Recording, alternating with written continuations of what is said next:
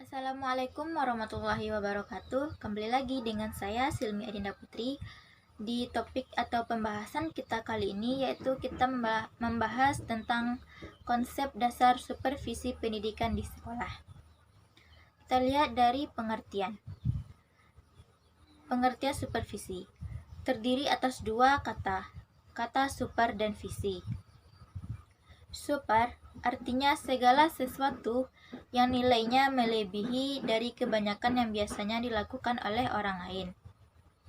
Super artinya juga kemampuan, skill yang dimiliki melebihi kapasitas normal yang dimiliki oleh orang lain. Sedangkan visi atau vision artinya pandangan yang jauh ke depan. Artinya seorang yang sudah memiliki visi yang jelas, sudah punya visi pada saat yang lainnya belum memikirkan atau belum punya visi.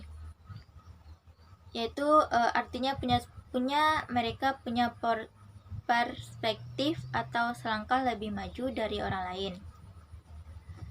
Dan orang yang melakukan supervisi itu disebut dengan supervisor. Sedangkan kegiatannya disebut dengan supervisi. Supervisi adalah sebuah proses usaha atau suatu usaha yang tujuannya adalah untuk menstimulasi, melakukan koordinasi, melakukan pembimbingan secara kontinu atau terus-menerus terhadap pertumbuhan, yaitu pertumbuhan para guru, semua guru-guru yang ada di sekolah, baik yang sifatnya individual maupun secara kolektif atau per kelompok, secara kelompok, agar lebih mengerti, agar mereka lebih paham dan lebih efektif dalam mewujudkan keseluruhan fungsi-fungsi pembelajaran yang ada di sekolah. Tujuan dari supervisi pendidikan di sekolah ini ialah untuk memberikan pelatihan, memberikan layanan dan bantuan untuk meningkatkan kapasitas, meningkatkan kualitas, meningkatkan kemampuan mengajar guru di sekolah. Jadi fokus utamanya memang kepada guru. Perbaikan layanan, perbaikan kemampuan, perbaikan kapasitas, dan perbaikan kualitas guru dalam proses pembelajaran di kelas. Tujuan utamanya yaitu adalah untuk melakukan pembinaan dan membantu guru-guru untuk mengembangkan diri agar tampil menjadi manusia-manusia yang luar biasa untuk mendidik atau mewujudkan tugas mereka dalam fungsi-fungsi pembelajaran yang mereka laksanakan setiap hari. Salah satu yang menjadi sasaran menurut beberapa ahli terkait dengan supervisi pendidikan ini ialah yang pertama, mengembangkan kurikulum yang sedang dilaksanakan di sebuah sekolah. Dan yang kedua ialah mencoba meningkatkan berbagai macam proses pembelajaran yang ada di sekolah. Dan yang ketiga yaitu mengembangkan seluruh staf yang ada di sekolah. Staf yang dimaksud adalah guru. Mereka yang bertugas sebagai ujung tombaknya pembelajaran yang ada di sekolah. Sekarang kita masuk ke prinsip supervisi pembelajaran. Prinsip supervisi pendidikan yang ada di sekolah, yaitu ada 4 prinsip utama. Yang pertama, prinsip saintifik atau prinsip ilmiah. Prinsip ini artinya sangat realistik dan empirik, dan datanya pun berdasarkan data-data yang sebenarnya. Sangat ilmiah artinya persoalan-persoalan yang dikaji yang akan dianalisis bersama dalam rangka membantu guru meningkatkan, memperbaiki kualitas kehidupannya, kualitas kemampuan atau skillnya, dalam proses pembelajaran di sekolah itu didesain berdasarkan fakta-fakta yang ada di lapangan.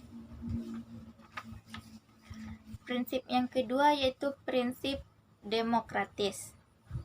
Artinya bahwa kegiatan supervisi dilakukan kepada semua orang yang sifatnya sama. Karena setiap orang memiliki hak untuk mendapatkan layanan yang serupa, layanan yang sama. Artinya mereka diberikan hak untuk menerima atau juga bisa menolak ketika diberikan bantuan layanan tersebut. Namun haknya tetap sama dengan hak orang lain.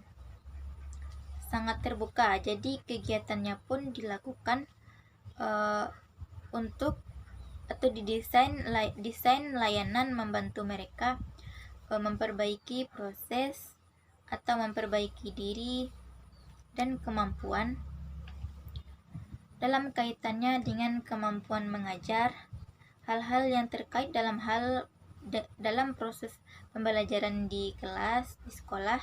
Kegiatan ini dilakukan dalam prinsip ketiga, yaitu prinsip ketiga ini disebut dengan prinsip kerjasama. Kerjasama sekolah, kerjasama supervisor dengan mereka yang ada di supervisi.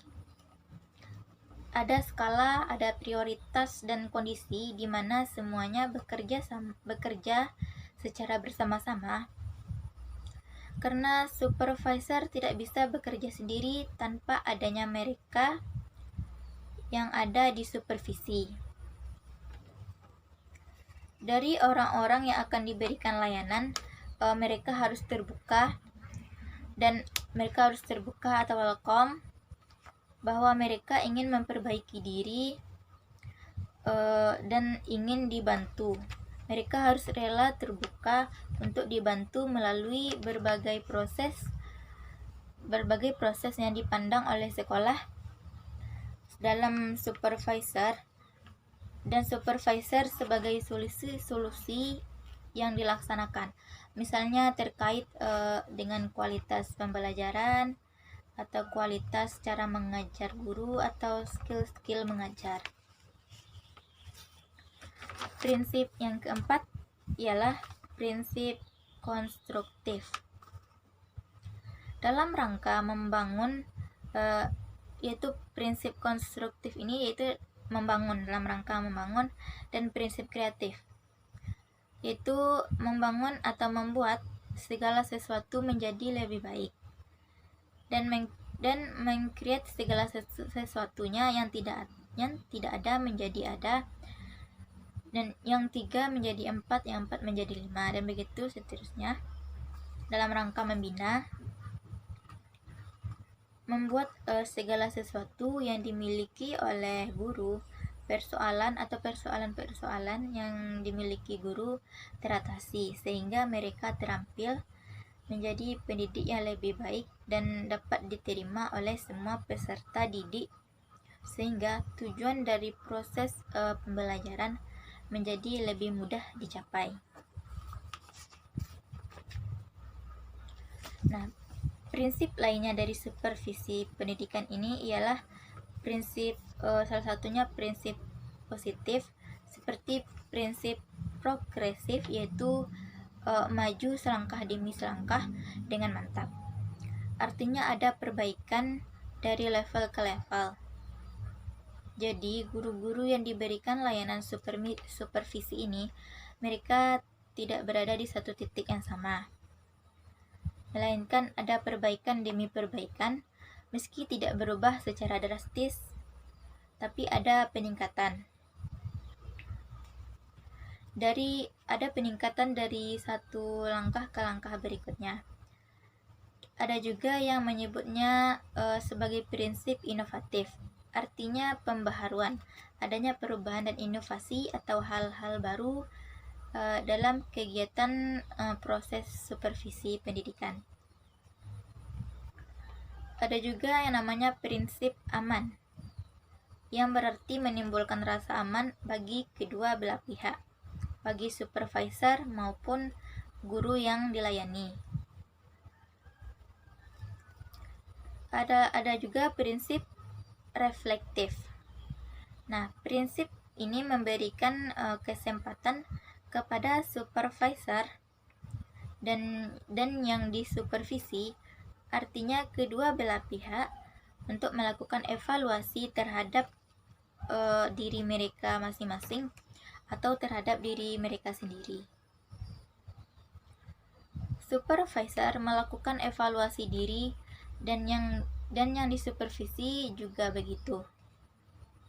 Sehingga ada konsep merefleksi dua-duanya untuk melihat dalam dirinya masing-masing bahwa potensi atau fungsi mereka di dua titik yang berbeda itu memang dalam rangka saling memberikan bantuan atau layanan untuk proses pendidikan.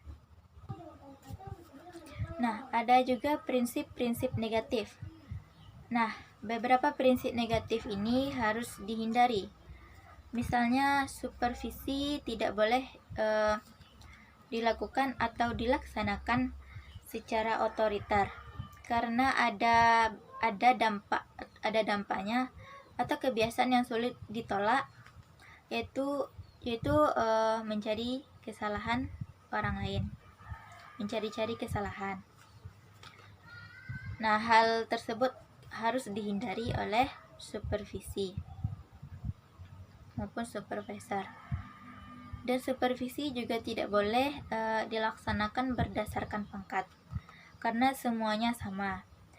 Semuanya mendapatkan hak dan layanan yang sama, tidak berdasarkan pangkat, maupun guru yang lama, guru yang baru, semuanya mendapatkan hak yang sama. Nah, sekarang masuk ke fungsi dari supervisi pendidikan. Fungsi dari supervisi ini ada 8 fungsi. Yang pertama yaitu mengkoordinasi semua usaha sekolah. Fungsi kedua yaitu melengkapi atau memperlengkap kepemimpinan yang ada di sekolah. Dan yang ketiga, mencoba untuk memperluas berbagai pengalaman yang dimiliki oleh guru-guru yang ada di sekolah. Fungsi yang keempat yaitu menstimulasi usaha-usaha kreatif yang ada di sekolah.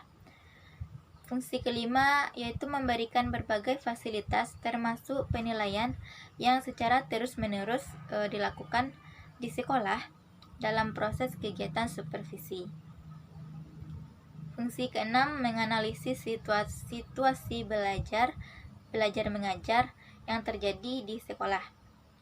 Yang ketujuh, memberikan pengetahuan dan keterampilan kepada setiap anggota staf yang ada di sekolah. Dan fungsi terakhir yaitu fungsi ke-8, ialah memberikan wawasan yang lebih luas dan terintegrasi satu sama lainnya. Nah, dari fungsi ke-8 supervisi pendidikan ini sekaligus sebagai dasar dalam proses kegiatan supervisi.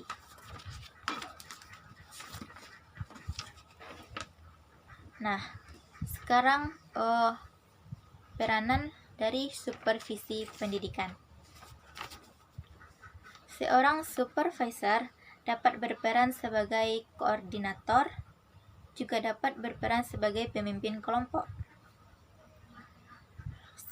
dan juga sebagai evaluator yang akan mengevaluasi berbagai kegiatan-kegiatan pembelajaran yang ada di sekolah, termasuk mereka yang berperan mengevaluasi kegiatan-kegiatan supervisi dari proses pencatatan melalui instrumen tadi, sampai di mana kegiatan tersebut, tingkat keberhasilannya, apa saja yang mesti dilakukan, dan bagaimana tindak lanjutnya, apa solusinya, bagaimana cara-cara yang tepat, teknik-teknik yang digunakan, juga supervisor bertindak sebagai konsultan. Objek dari supervisi pendidikan ini ialah sasaran atau objeknya dari supervisi pendidikan itu pada prinsipnya meliputi 3 hal. Yang pertama yaitu memperbaiki pengajaran. Jadi fokus utamanya memang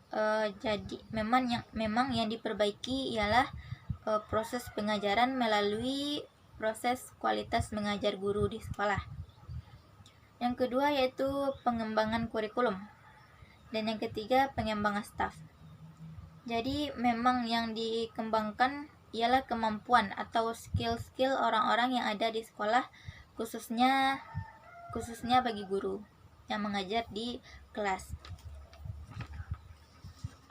Jadi objek dari supervisi pendidikan ini jika dilihat dari berbagai sumber ada empat objeknya. Yang pertama yaitu untuk pembinaan kurikulum, dan yang kedua sebagai perbaikan proses pembelajaran, dan objek yang ketiga yaitu pengembangan staf, dan yang terakhir pemeliharaan.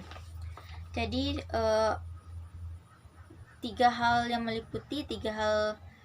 objek atau sasaran yang tadi itu memang mencakup semuanya, sudah mencakup keempat sumber tadi, yaitu objek, mencakup 4 objek yang dibawa, yaitu objek sebagai pembinaan kurikulum, perbaikan proses pembelajaran, pengembangan staf, dan pemeliharaan sudah termasuk ke dalam 3 hal yang disebutkan sebelumnya. Nah, sampai di sini penjelasan saya mengenai konsep dasar supervisi pendidikan di sekolah. Jika ada kesalahan, mohon dimaafkan. Saya akhiri dengan wabillahi taufik wal hidayah. Wassalamualaikum warahmatullahi wabarakatuh.